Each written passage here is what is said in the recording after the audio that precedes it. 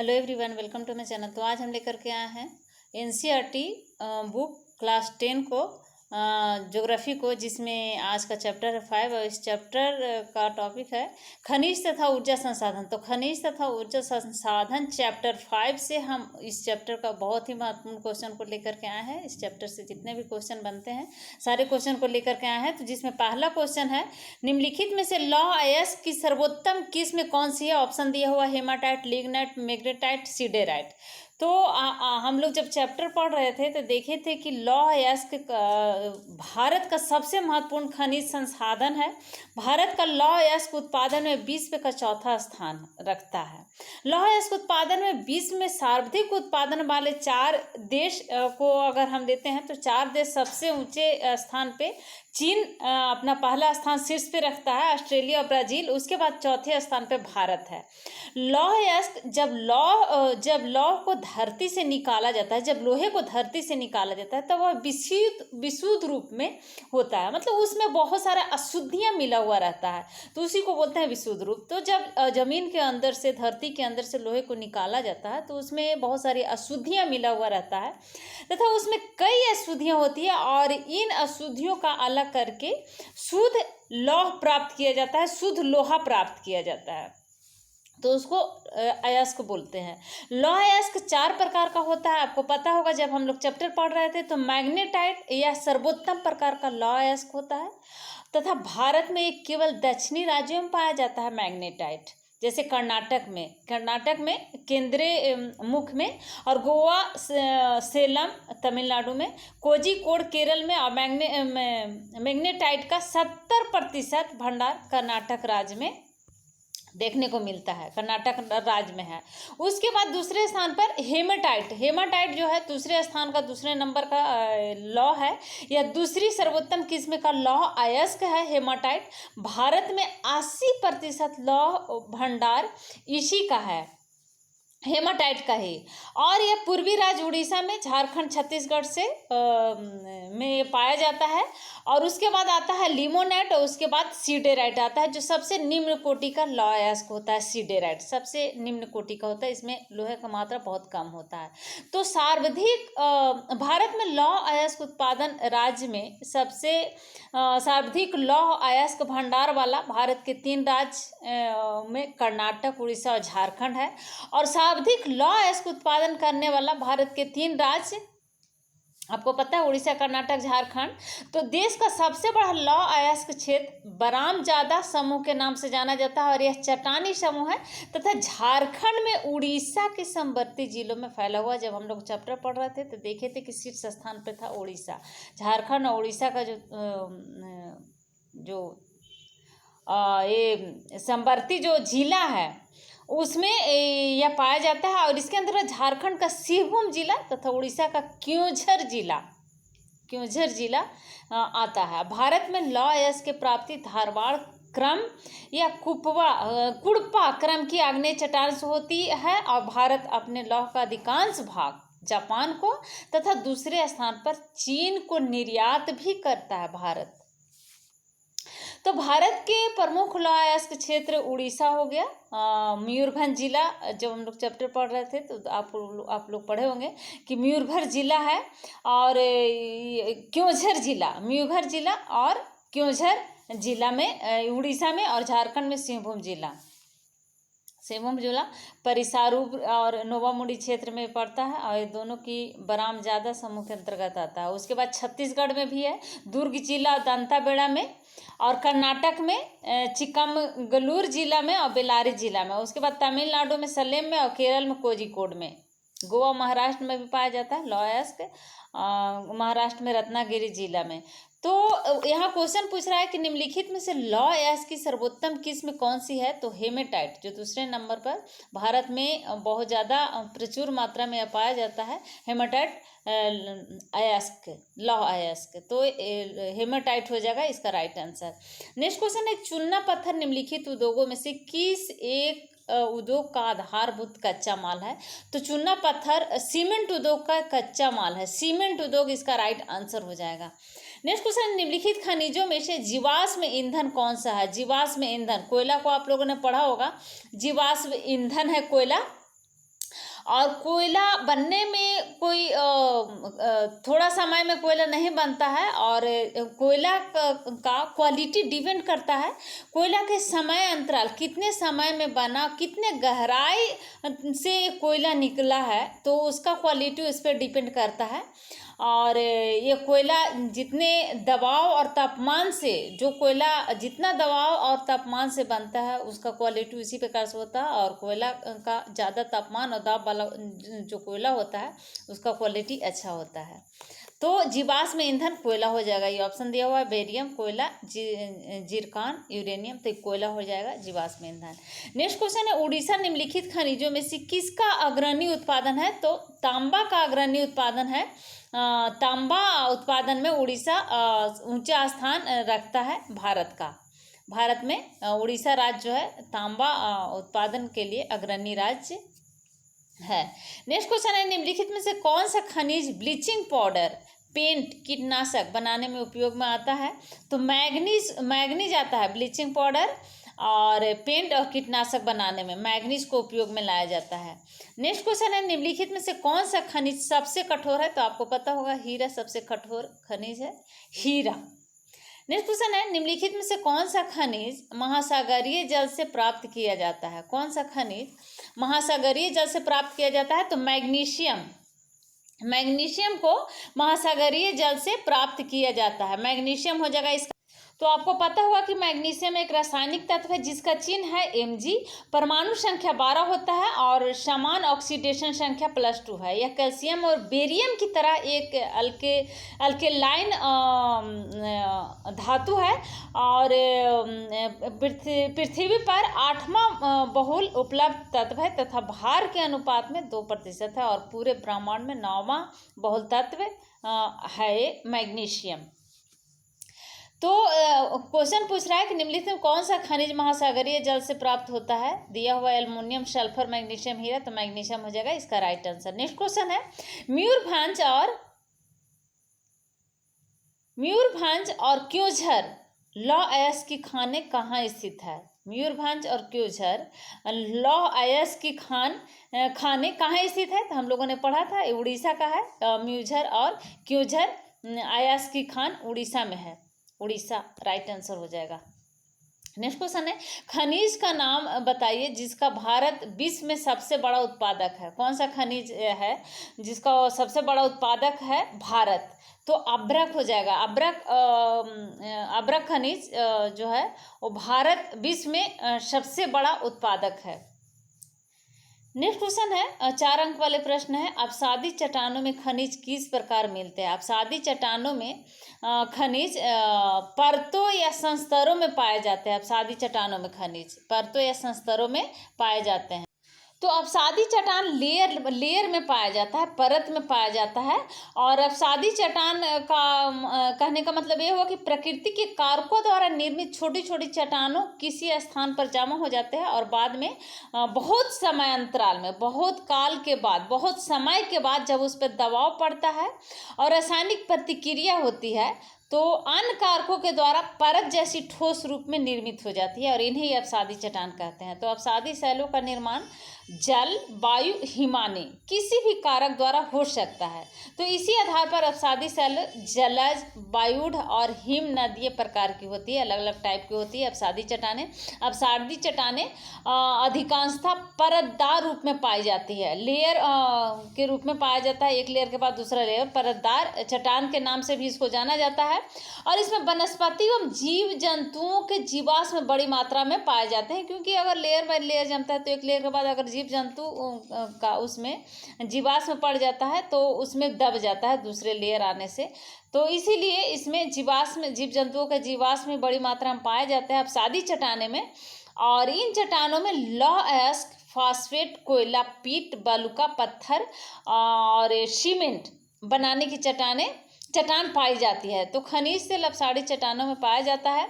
और आप प्रवेश चट्टानों की 2 परतों के बीच यदि प्रवेश शैल की परत आ जाए तो खनिज तेल के लिए अनुकूल स्थिति पैदा हो जाती है अपसादी चट्टान में। दामोदर नदी घाटी में और महानदी तथा गोदावरी नदी बेसिनों में अपसादी चट्टानों में कोयला पाया जाता है। और उसके अलावा आगरा किला तथा दिल्ली का लाल किला, और आगरा किला और दिल्ली का लाल किला बलुआ पत्थर नामक अवसादी चट्टानों से ही बना है। और ये जो प्रमुख अवसादी शैलें हैं, बलुआ पत्थर, चीका सेल, चूना पत्थर, खड़िया नामक प्रमुख अवसादी चट्टान होते हैं। तो अवसादी चट्टानों में खनिज परतों या संस्तरों में पाए जाते हैं। नेक्स्ट क्वेश्चन है, लौह अयस्क की सर्वोत्तम किस्म कौन सी है?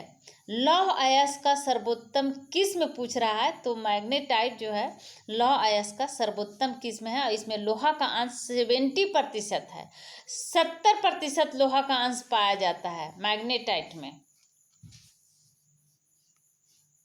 तो मैग्नेटाइट में लोहा ऑक्साइड रूप में मिलता है और यह फेरिमैग्नेटिक है और इसमें चुंबक को आकर्षित करने की क्षमता होती है। तो इसका राइट आंसर हो जाएगा मैग्नेटाइट। और इसमें 70% लोहा पाया जाता है, लोहा का अंश पाया जाता है सबसे ज़्यादा। नेक्स्ट क्वेश्चन है, मैग्नीज का उपयोग क्या क्या बनाने में किया जाता है? मैग्नीज का उपयोग क्या क्या बनाने में किया जाता है? तो मैग्नीज का उपयोग इस्पात, ब्लीचिंग पाउडर, कीटनाशक दवाओं में और पेंट बनाने में उपयोग में लाया जाता है। नेक्स्ट क्वेश्चन है, चूना पत्थर किस उद्योग का आधारभूत कच्चा माल है? तो चूना पत्थर सीमेंट उद्योग का आधार कच्चा माल है। नेक्स्ट क्वेश्चन है, मोनोजाइट रेत में कौन सा खनिज पाया जाता है? तो थोरियम पाया जाता है। मोनोजाइट रेत में थोरियम पाया जाता है, थोरियम। तो मोनोजाइट रेत में कौन सा खनिज पाया जाता है? इसमें थोरियम पाया जाता है। थोरियम क्या है? तो थोरियम धातु की खोज, थोरियम एक धातु है, इसकी खोज 1828 में की गई थी। बर्जीलियस ने इसकी खोज की थी, बर्जीलियस ने थोराइट अयस्क में की थी इसकी खोज। और इसके अनेक अयस्क को ज्ञात किया गया है, परंतु मोनोजाइट इसका सबसे महत्वपूर्ण स्रोत है। और इसमें थोरियम तथा अन्य विरल मुद्राओं में फास्फेट रहते हैं, तो थोरियम हो जाएगा इसका राइट आंसर। नेक्स्ट क्वेश्चन है, ऊर्जा के गैर परंपरागत संसाधन कौन कौन से हैं? तो हम लोगों ने चैप्टर में पढ़ा था कि ऊर्जा के दो संसाधन होते हैं, परंपरागत संसाधन और गैर परंपरागत संसाधन। तो गैर परंपरागत संसाधन के अंतर्गत आता है पवन ऊर्जा, सौर ऊर्जा, ज्वारीय ऊर्जा और भूतापीय ऊर्जा। और परंपरागत संसाधन के अंतर्गत आते हैं उपले और कोयला, लकड़ी, ये सब पेट्रोलियम, ये सब परंपरागत संसाधन के अंतर्गत आते हैं। तो यहाँ क्वेश्चन पूछ रहा है कि गैर परंपरागत संसाधन ऊर्जा के, तो पवन ऊर्जा हो जाएगा, सौर ऊर्जा, ज्वारीय ऊर्जा, भूतापीय ऊर्जा हो जाएगा। नेक्स्ट क्वेश्चन है, भारत का सबसे बड़ा सौर ऊर्जा संयंत्र कहाँ स्थित है? तो भुज के निकट माधोपुर गुजरात में स्थित है भारत का सबसे बड़ा ऊर्जा संयंत्र। नेक्स्ट क्वेश्चन है, भारत में भूतापीय ऊर्जा की 2 परियोजनाएं कहाँ शुरू की गई? भूतापीय ऊर्जा की 2 परियोजनाएं शुरू की गई है, हिमाचल प्रदेश के मणिकरण पर्वतीय घाट में तथा लद्दाख के पुंगा घाटी में।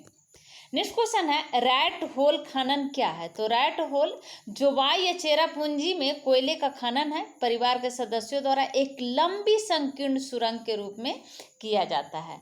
नेक्स्ट क्वेश्चन है, बॉम्बे हाई किस लिए प्रसिद्ध है?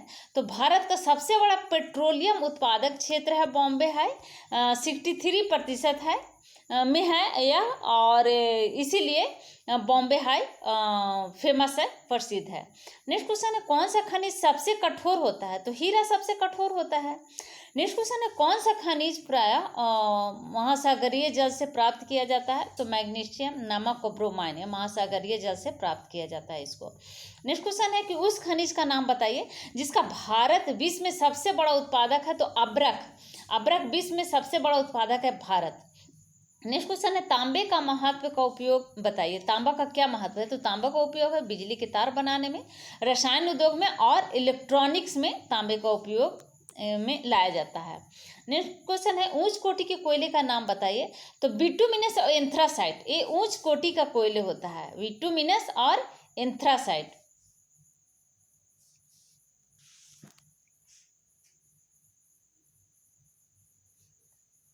कोयला का 3 किस्म होता है, बिटुमिनस, एंथ्रासाइट और लिग्नाइट। तो बिटुमिनस और एंथ्रासाइट उच्च कोटि का कोयला है। नेक्स्ट क्वेश्चन है, भारत में सबसे बड़ा पवन ऊर्जा पेटी कहाँ अवस्थित है? तो नागरकोइल तमिलनाडु में और जैसलमेर राजस्थान में भारत का सबसे बड़ा पवन ऊर्जा पेटी कोट अवस्थित है। नेक्स्ट क्वेश्चन है, दीर्घ उत्तरीय प्रश्न है, खनिजों का हमारे लिए क्या महत्व है? तो दैनिक जीवन में काम आने वाली छोटी से छोटी चीज, चाहे वह सुई हो या फिर बड़ा जहाज हो, तो सुई से लेकर जहाज तक जो हम दैनिक जीवन में काम में लाते हैं खनिजों से बनाए जाते हैं। इमारतें, पुल तक खनिजों से बनाए जाते हैं। भोजन के भी खनिज, भोजन में भी खनिज होते हैं। मशीनें और औजार खनिजों से बनते हैं। परिवहन के साधन, बर्तन आदि सब के सब खनिज से ही बनाए जाते हैं, जो हम एवरीडे अपने दैनिक जीवन में, अपने लाइफ में उसको यूज़ करते हैं। नेक्स्ट क्वेश्चन है, खनिज कितने प्रकार के होते हैं तथा उसका वर्गीकरण किस आधार पर किया जाता है? तो खनिज 3 प्रकार से होते हैं। धात्विक खनिज, हम लोग चैप्टर में भी पढ़े थे, धात्विक खनिज, अधात्विक खनिज, ऊर्जा खनिज। तो ये धात्विक, अधात्विक और ऊर्जा खनिज का वर्गीकरण उनको रंग, चमक, कठोरता, घनत्व और क्रिस्टल के आधार पर इसको वर्गीकरण किया जाता है। नेक्स्ट क्वेश्चन है, आग्नेय और कायांतरी चट्टानों में खनिजों का निर्माण कैसे होता है? तो आग्नेय और कायांतरी चट्टानों में खनिजों का निर्माण दरारें, जोड़ों, भ्रंशों और विद्रों में मिलते हैं। छोटे जमाव सिराओं के रूप में तथा बड़े जमाव परत के रूप में पाए जाते हैं। इसमें जब एक तरल या गैसीय अवस्था में दरारों के सहारे भूपृष्ठ पर यानी पृथ्वी के ऊपर, तो भूपृष्ठ की ओर धकेले जाते हैं, तो ऊपर आते हुए ये ठंडा होकर जम जाते हैं। मुख्य धात्विक खनिज जैसे जस्ता, तांबा, जिंक, सीसा आदि इसी का उदाहरण है। नेक्स्ट क्वेश्चन है, लौह अयस्क, लौह और अलौह खनिज में, लौह और अलौह खनिज में क्या अंतर है? स्पष्ट कीजिए। तो लौह खनिज और अलौह खनिज हम लोग चैप्टर में भी उसको डिफरेंस को देखे थे। तो जिसमें लोहे का अंश होता है उसको लौह खनिज कहेंगे, और जिसमें लोहे का अंश नहीं होता उसको अलौह खनिज कहेंगे। और लौह अयस्क मैग्नीज, निकल और कोबाल्ट, ये सब लौह अयस्क होता है। तांबा, सीसा, जस्ता और बॉक्साइट ये अलौह अयस्क होता है, यानी जिसमें लोहा का अंश नहीं होगा। नेक्स्ट क्वेश्चन है, लौह अयस्क की 3 प्रमुख पेटियां का उल्लेख कीजिए। 3 प्रमुख पेटी, उड़ीसा, महाराष्ट्र, बेल्लारी, दुर्ग हो गया। और उड़ीसा में झारखंड पेटी, उड़ीसा झारखंड पेटी हो गया पहला। दूसरा महाराष्ट्र गोवा पेटी। तीसरा बेल्लारी, चित्रदुर्ग, चिकमलूर, तुमकुर पेटी। और चौथा हो गया दुर्ग, बस्तर, चंद्रपुर पेटी। ये लौह अयस्क का प्रमुख पेटियां हैं। नेक्स्ट क्वेश्चन है, अभ्रक किस रूप में पाया जाता है? भारत में इसके निक्षेपों के प्रमुख क्षेत्रों का उल्लेख कीजिए। अभ्रक के मुख्य उपयोग क्या है? तो अभ्रक प्लेटों या परतों के रूप में पाया जाता है। अभ्रक के निक्षेप छोटा नागपुर पठार के उत्तरी पठारी किनारे पर, बिहार झारखंड की कोडरमा, गया हजारीबाग पेटी, राजस्थान में अजमेर के पास, आंध्र की नेलोरी पेटी में। नेक्स्ट क्वेश्चन है, अभ्रक विद्युत, नेक्स्ट क्वेश्चन है, भारत में गैस परिवहन की धमनी कही जाने वाली, भारत में गैस परिवहन की धमनी कहे जाने वाली पाइपलाइन का नाम लिखिए। प्राकृतिक गैस के 2 प्रमुख प्रयोक्ताओं का उल्लेख कीजिए। तो 1700 किलोमीटर की लंबी Hazira Vijaypur Jagdishpur gas pipeline Mumbai high और वसीन को पश्चिमी व उत्तरी भारत के उर्वरक, विद्युत व अन्य औद्योगिक क्षेत्रों से जोड़ती है। ऊर्जा व उर्वरक उद्योग प्राकृतिक गैस के प्रमुख प्रयोक्ता है। तरल ईंधन सीएनजी जिसको बोलेंगे, अस्फीनित प्राकृतिक गैस का प्रयोग गाड़ियों में किया जा रहा है। नेक्स्ट क्वेश्चन है, भारत में सौर ऊर्जा का भविष्य उज्जवल है, क्यों? क्या कारण है सौर ऊर्जा का भविष्य उज्जवल होने का? तो भारत एक उष्णकटिबंधीय देश है, प्रदूषण रहित है, करणीय स्रोत है, निम्न वर्ग के लोग आसानी से इसका लाभ उठा सकते हैं। नेक्स्ट क्वेश्चन है, तापीय और जल विद्युत ऊर्जा में अंतर स्पष्ट कीजिए। तो तापीय विद्युत ऊर्जा और जल विद्युत ऊर्जा, तो तापीय विद्युत ऊर्जा में तापीय विद्युत ऊर्जा कोयले, पेट्रोलियम और प्राकृतिक गैस के प्रयोग से पैदा की जाती है। और जल विद्युत ऊर्जा गिरते हुए जल की शक्ति का प्रयोग करके टरबाइन को चलाने से होता है।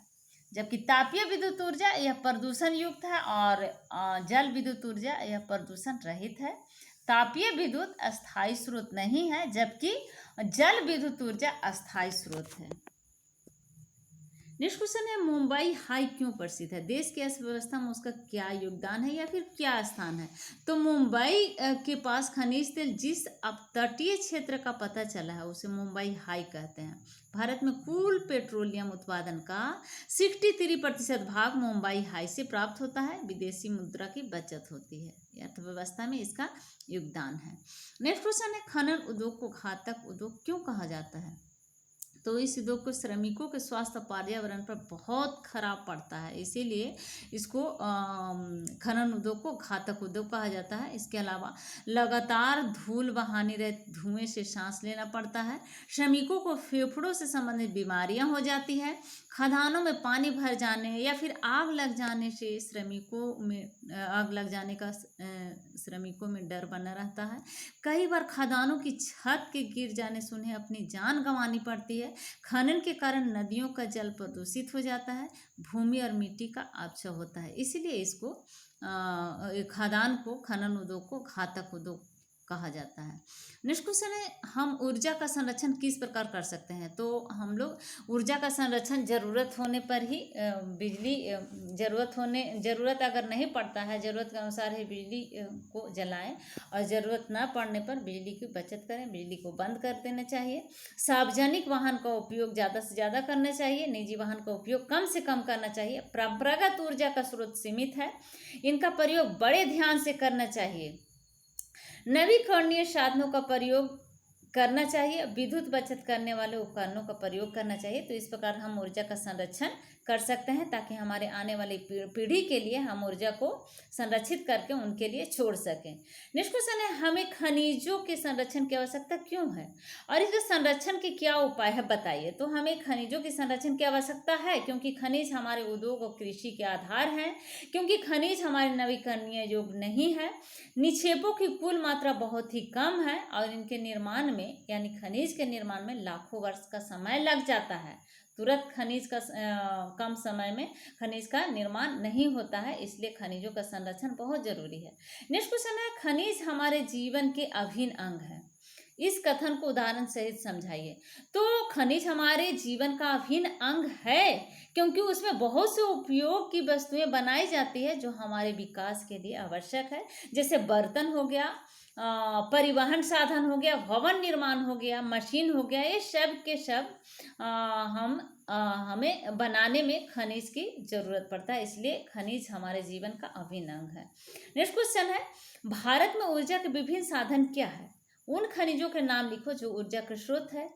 तो कोयला, खनिज तेल, परमाणु ऊर्जा तथा विद्युत ऊर्जा के स्रोत है। प्राकृतिक गैस, जल विद्युत तथा सूर्य, वायु, ज्वार भाटा, वायु गैस, भूतापीय ऊर्जा आदि ये शक्ति के साधन है, ऊर्जा शक्ति के साधन है।